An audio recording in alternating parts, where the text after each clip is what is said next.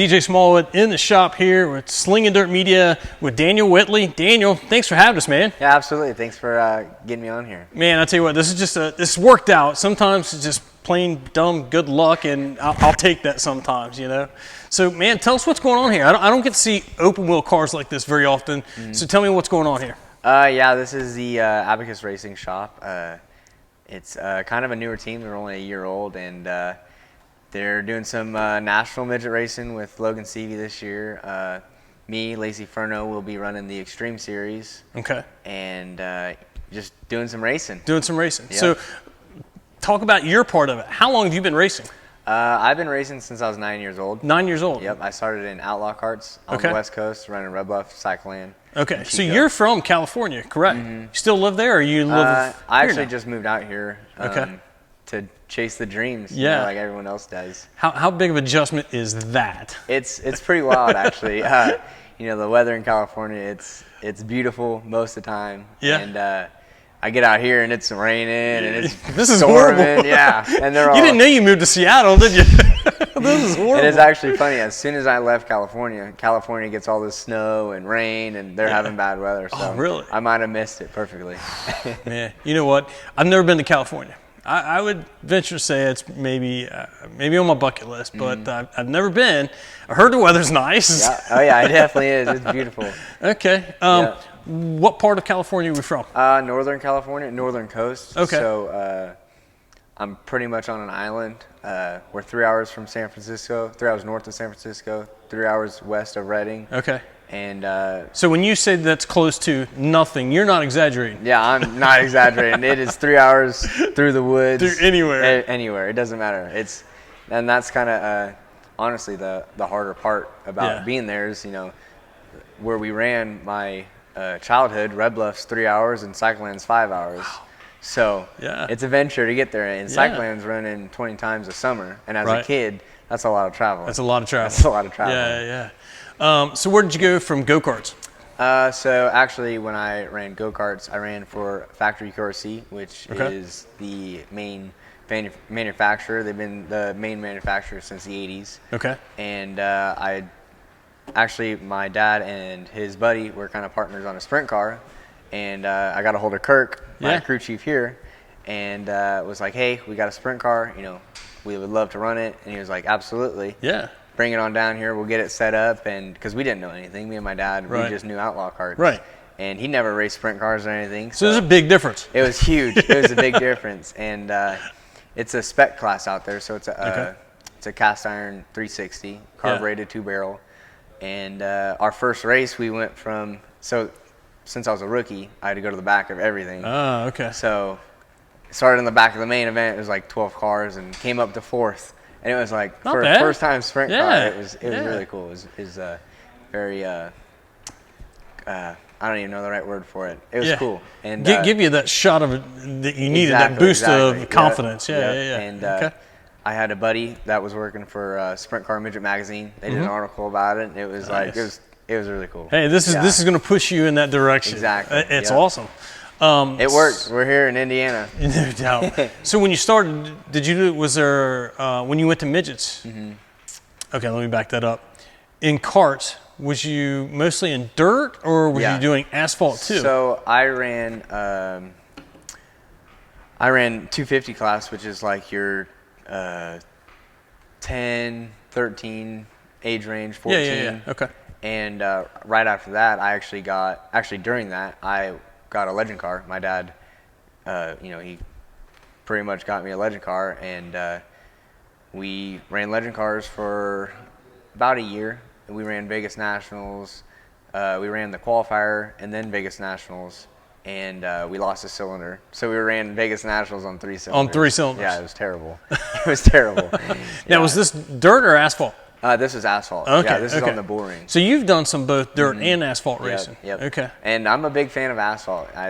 It's not something I get to do a lot, but it is definitely something that I you enjoy doing. Okay. Absolutely. Which do you enjoy more? It's way more fun being on dirt. You're exactly. just wide open on the top, bouncing it off the fence, on the curb. So the adrenaline factor's there. Would you say is asphalt more technical than dirt? Yeah. I mean, they both They're both, they got their technicalities. you Yeah. know. It's not easy all the time to run a curb Right. where it's dead slick to Yeah, a giant yeah, wall, yeah. or where it's dead slick and you're putting around the bottom. Yeah. It looks easy, but it's not. It's And not. asphalt, it's almost the same way. It's if you're not picking it up, you're gonna struggle Right. until you get in behind a fast guy and you see how he's running it. And to be honest with you, it looks exactly like you're doing it, but there's just something different that he's doing. Yeah. And until you pick it up, you're struggling. Right. So let me ask you this, because I'm a dummy. I'm a dumb guy. I don't know much about asphalt at all. I'm grown up around dirt all my life. I understand the different grooves and different lanes in dirt racing. A lot of people, we'll explain that later on. Is there different lanes and different like that on an Absolutely, asphalt track? yeah. So where I started racing legend cars, it's a big 3/8 mile in actually the only racetrack up in Eureka. Okay. It's huge. They actually started racing legend cars that year that I started. Yeah. And because it's a big track for a legend car. Big, yeah. Yeah. And Derek Copeland, who's a West Coast name, Yeah. and he was running legend cars, and I'll never forget this race. He was really good. He was the man. He had the track record at the time. Yeah. In the legend cars, and I started on the front row outside, and I come from dirt. I like Right. to run the top. I don't Yeah. like running the bottom. Right. I'm running the top on an asphalt track, and it was it was not the line. That was not the line. Okay. So he shows me a nose, and for the entire race, I was running the top on the outside of him, and he was on the bottom, and it was really cool because it's not something that you was able to done. make something work that Exactly. normally, hey, Yeah. that's not the. And my first lap in the legend car, we rented a car, and going down the front straightaway, the teammate car, the kid that owned the car, his dad owned the car. He was in front of me, and I was like, I'll just judge myself off of him because I have no idea what I'm doing. I went in there 10 cars too deep, and it was not good. I Just waylaid some stuff. It was didn't wreck anything. It was just went in really deep, and that's that roller coaster feeling when you can't feel your stomach. It definitely hit. Yeah. Okay. Yeah, but also like Stockton. So we have a track, Stockton 99. Yeah. It's two complete different corners. Okay. Like turn 3 and 4, you got to run on the wall. Okay. And then 1 and 2, you're on the bottom. Putt on the bottom. You can't. Now, get is off this the bottom. more? Is this what you consider as like an egg-shaped track? Yeah. Yep. Smaller, one Absolutely. end, and wider. Okay. Okay. And it's really cool because I was 13 running with grown men. Sure. And Roseville, it's a big track out there. Yeah. Same way. It was cool. I liked it was a nice experience. Yeah. To from being on dirt my whole life to getting on asphalt, Right. getting some experience, just in case that one day, Yeah, hey, you want to drive my late model? Absolutely, Yes, I do. As a matter of fact. Yeah. So it was cool. When somebody says, "Hey, you want to go get drinks?" Matter of fact, I'm dying of thirst right now. Yeah, exactly. One of those deals. Yeah, that's awesome. We had some backyard carts when I was a kid, and a buddy of my dad's, I remember he went and bought this factory cart, man, paid high dollar, but it had a live axle on the rear end. The thing really didn't handle as much, so I can't say I blame him and his abilities as much as just I was comfortable with the little cart that I had. He got so mad he couldn't beat me. He walked away and says, "You can have it, I quit." He said, "It's yours." And I'm like, this guy really just gave me his brand new cart. And I'm like, well, Dad, we got to take that live axle off. Yeah. Oh, that was. It's funny, a lot of people have those stories about, the backyard racing. Yeah. Ours was, we actually started off with Tractor Supply motorcycles, the Coleman motorcycles. Yeah. So a buddy of ours bought 3 of them, and I was younger, so I was actually on like a smaller Polaris because Right. I didn't care, and they were old adults beating each other up on those things. Yeah. It didn't look fun. So they built a decent sized dirt track for them, and they'd get the tractor out and make random, they put a banking in the middle of it. So you got a bottom line and you got a top. Right. So, and then it kind of escalated from that. Well, those kind of broke. So we got RC cars. Okay. Like the 4x4 slashes. Yeah. And almost every day we were out there ripping. Yeah. And it turned out like I got one when I was 7 years old and for Christmas, and it was an older one. Well, fast forward, this is like 4 years later, there's a lot more new technology. we're running one, and it was fast. And then one guy gets the Team Losi, bad to the bone, high dollar one. Well, now we can't beat him. Yeah. So we get the nice one and put the old body on it. So it was like the old one. The old one was whooping on the new ones. Yeah. But it wasn't the case. We had traction control and everything. It got out of hand. Yeah, it was crazy. There's you talk about those backyard karting stories. Me and a buddy of mine, we're still friends. We don't see each other as much as we used to. Bobby Miller, him and his dad. So him and my dad was really good friends, and they worked on our street rods and hot rods that got together and stuff. And me and Bobby went to school, so naturally me and him were buddies, and we roller skated and played.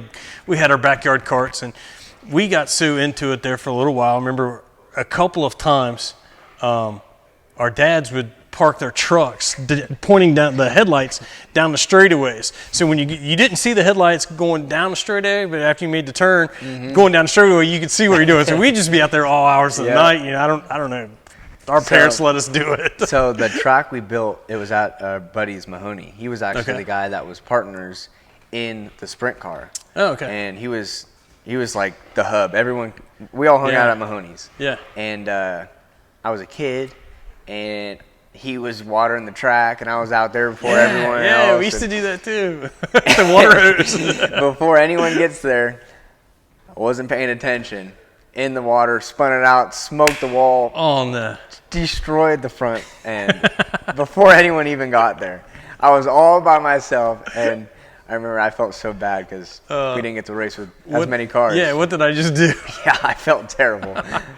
Hey, the things you learn along the way, right? Oh, yeah, absolutely. It's all building blocks. And you got to keep those things in the memory bank. Yeah. So I bet you don't do that anymore. I'll never forget that story because I felt terrible. I was like, man, I just destroyed this guy's car. Right. Oh, that's horrible. Yeah. So tell us a little bit about the car you're in now. Yeah. So this thing, it's a beast. This thing looks amazing, dude. It's beautiful. It's one of my favorite midgets. I mean, the white and the gold, the red, the blue. Yeah. It looks good. It all goes in together. And the eBay Motors blue ties in with the Speedway blue. Yeah. And it's a phenomenal looking car. I didn't know what it looked like, and then they sent me a picture of it, and I was like, that thing is gorgeous. Yeah, it was insane. Yeah. So that's pretty hot. Yeah. You know what? I'm loving.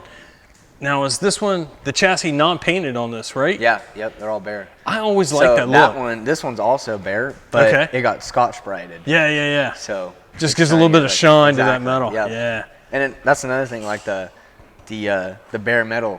It blends in with the gold, and it looks matches. good with the carbon fiber too and everything. Man, that's a nice piece. It's a beautiful piece. Tell me about the motor on these things, because I'm that dumb racer. I don't get to spend enough time around these things, man. What all is going on with this thing? A lot. It's like having a bee's nest, and I come from sprint cars. I have very we're losing the light. Yep. It'll be all right. It'll go out, and we'll deal with it. I have very limited midget experience. The only really midget experience I have was the last 3 races with the Power Ride. Yeah. When I got the call to actually run these things, and then the West Coast Swing and Chili Bowl. So I don't have a whole lot of knowledge about these things. Yeah. But I do know, coming from sprint cars, that it is a crazy sound. Yeah, I'm not gonna lie, because you got the headers pointed right at your ears. Right. And it sounds like a bunch of whirling Derblishes right next to you. Right. So, now this is the 4-cylinder. Yep, they're 4 cylinders. This is a full-blown. Now, are you running?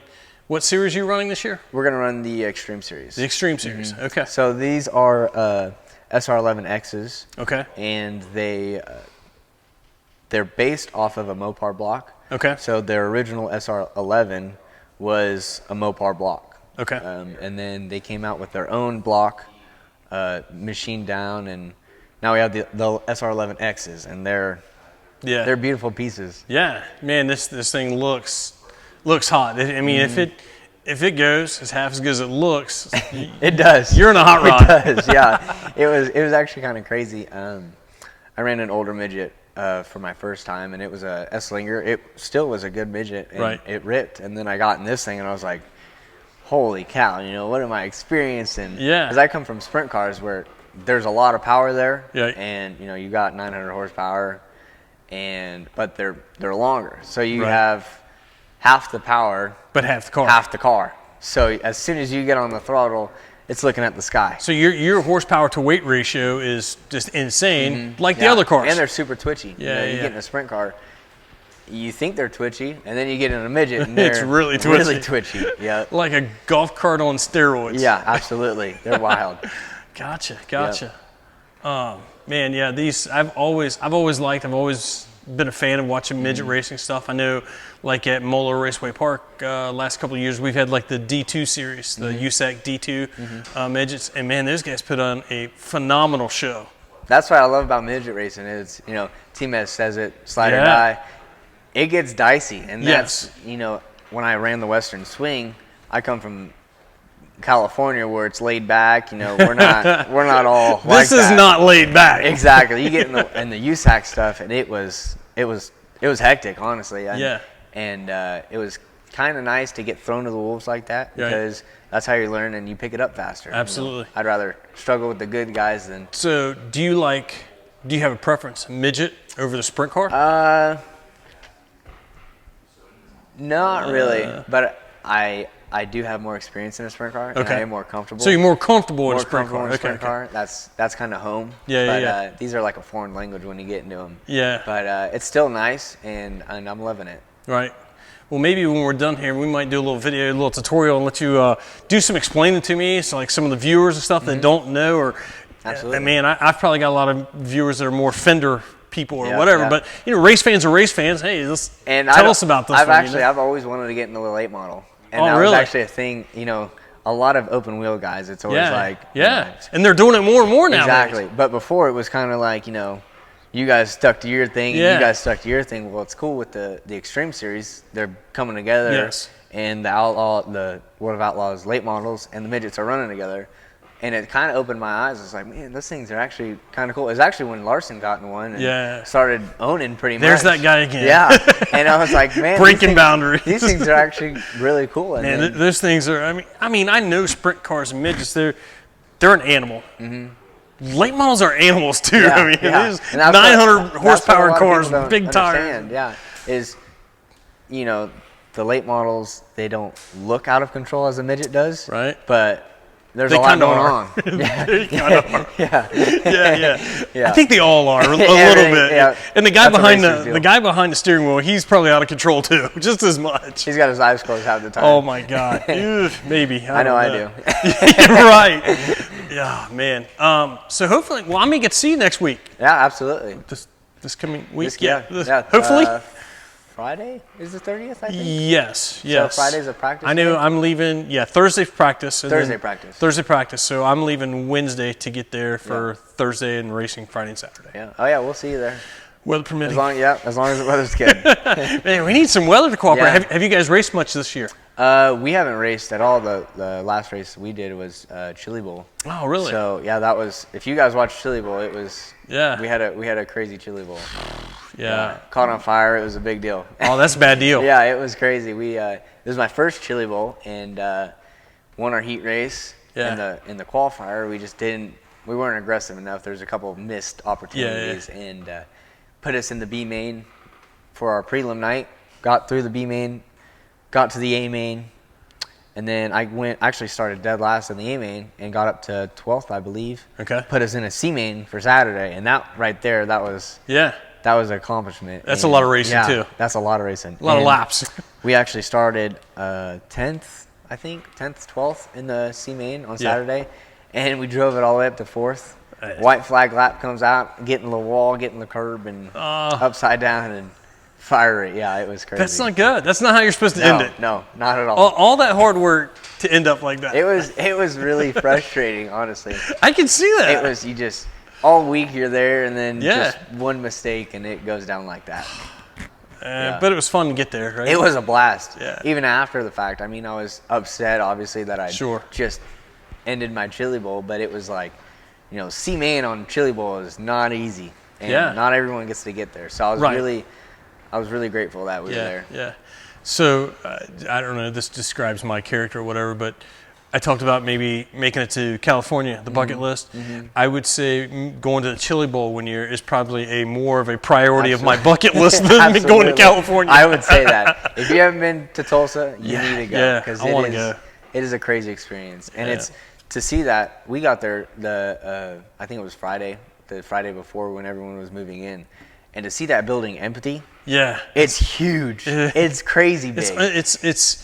It's hard to describe how big that place is. It is, and then you see all the trailers in there, and Keith Coon's trailer is not small. They're not small, and it looks small in that building. Right? Yeah, and the grandstands, they're towering over the trailers. Yeah, and it's crazy that it's almost like back here in Indiana, the fans, the energy that they bring in that building. Yeah. Even if you're in the pits and you don't even go to the grandstands, you can still feel it. Yeah. It's one of those deals. It's a cool deal. I always loved that feeling at Eldora. Mm-hmm. When you walk through the gate and you walk in and you walk to the grandstands and you just hear the whole rumble of everything, the cars and the people, and it's like, oh, that's cool. That's the best part about racing, honestly. Yeah. We all do our thing, but at the end of the day, kids and the energy that the fans give off is the number one. That's why we do it. Yeah, I mean, absolutely. we'd love to go fast and drive cars, but it was hard. So when I started racing, it was during COVID. Yeah. So we had 5 people in the pits. That was it. And there was no grandstands. So I kind of got lucky because I didn't, I got to learn without everyone watching. But at the same stage time, fright. It was weird, like, top 3, you go to the front stretch and there's no one in the grandstands. You know what I mean? So it was kind of weird. I remember seeing a few like the WWE wrestling events on TV, and it's like, it's not the same. That just sounds weird. Yeah. They're up there. There's nobody cheering. It's just like, that's weird. It's all quiet. Did you see the one of the documentaries? The guys when they raced, I think it was was it the Dream?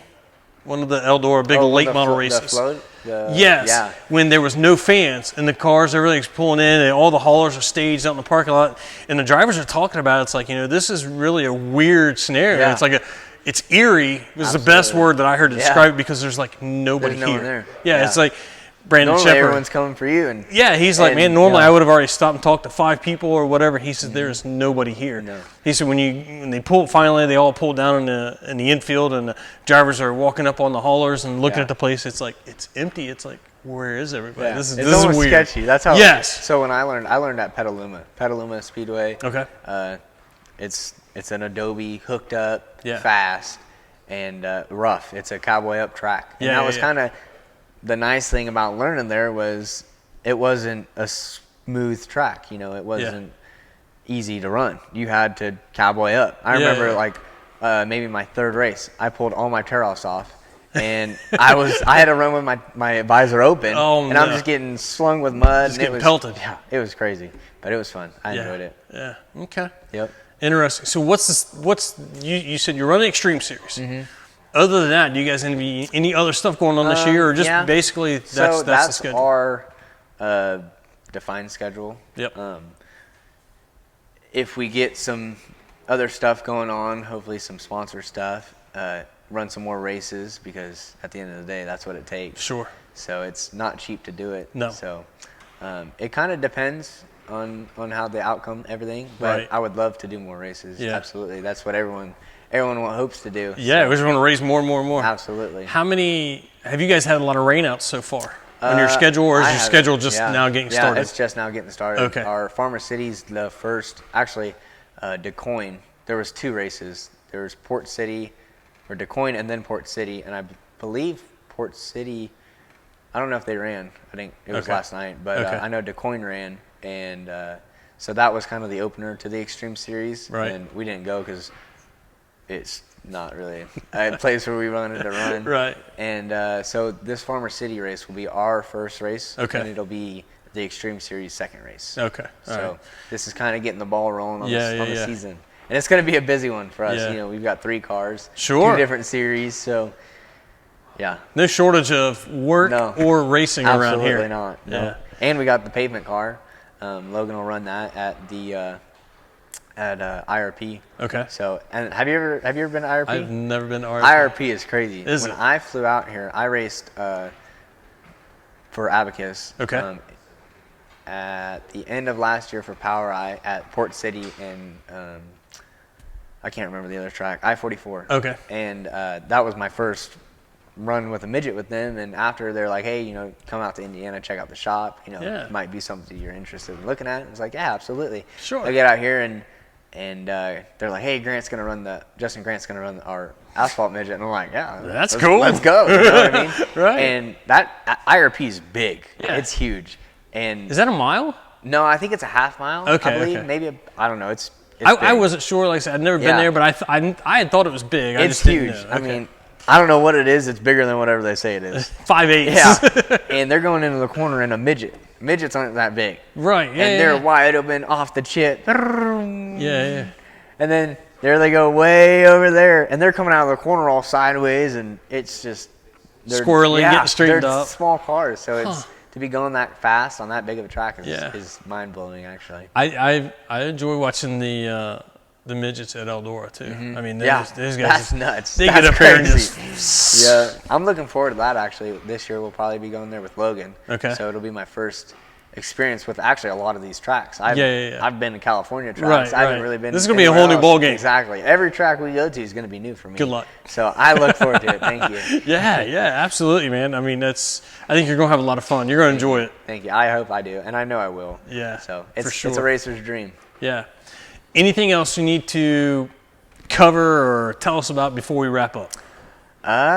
This is that sponsor plug time. Go ahead and let's get them all out there. So we got Spirit of Speedway on this thing, and they are a fan-funded IndyCar team.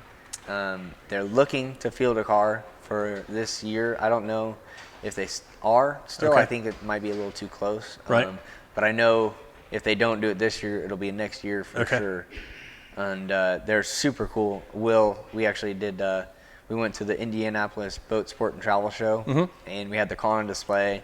Really cool. I got a bunch of cool people coming up. Yeah. Because Indianapolis is full of racers. So Yeah, they love it. And they had their Eagle there, their old vintage Indy car, and it was a cool deal. I got to sign a lot of autographs. Actually, we did a little signing deal, and they're a cool group of people. Awesome organization, I guess is what we call them. I don't know, a group of people. Sure. And it's awesome. Yeah. Okay. Yeah. And the eBay Motors. eBay Motors, yeah. So we got them on for Chili Bowl, and it was kind of cool to represent that size of a company. Sure. Because I've never had that big of a company, eBay, on a car. So it was really cool to hear that they were on board. Yeah. But, Abacus Racing, Brent Cox has given me one hell of an opportunity. Right. So, a small town, local California kid gets to move out to Indiana. So and go racing. Yeah, go racing. Do what he loves. Yeah. Now you guys got a team manager here. Yeah. So he's Kirk Simpson. He's actually the guy I was telling you guys about. Right. He. So Kirk kind of helps run the whole place. Keep everybody straight. Yeah, he's here all the time. He rarely gets to fly home because we're so busy. Right. And he does a really good job at it. But okay. It's kind of nice, getting to come back and run for him because we ran out in California and I went to do some wing racing and some more non-wing racing. Right. And so to get back to my roots, pretty much, it's nice and I'm loving it. Right. Yep. All right, Daniel. That's man. That's a great story. I hope and wish you nothing but the best of luck, man. Thank you. I think you're gonna have a lot of fun this year. Yeah. And hopefully I get to see you next week. Perfect. Sounds like it. Hope the weather's good. Yeah, no doubt. So we're going to wrap things up. Checkered flag on this session of Slingin Dirt Media. DJ Smallwood with Daniel Whitley here in Abacus Racing Shop. Man, this place is nice. Make sure you check these guys out and look for their website, all that good stuff. Buy a T-shirt. Buy a T-shirt, Everybody needs to buy T-shirts. We got some Slingin Dirt shirts, all that good stuff. Get their shirts. Yeah, all that good stuff. So don't forget to like, subscribe, share, and tell all your friends about us. And we'll see you at the track next week. Thanks.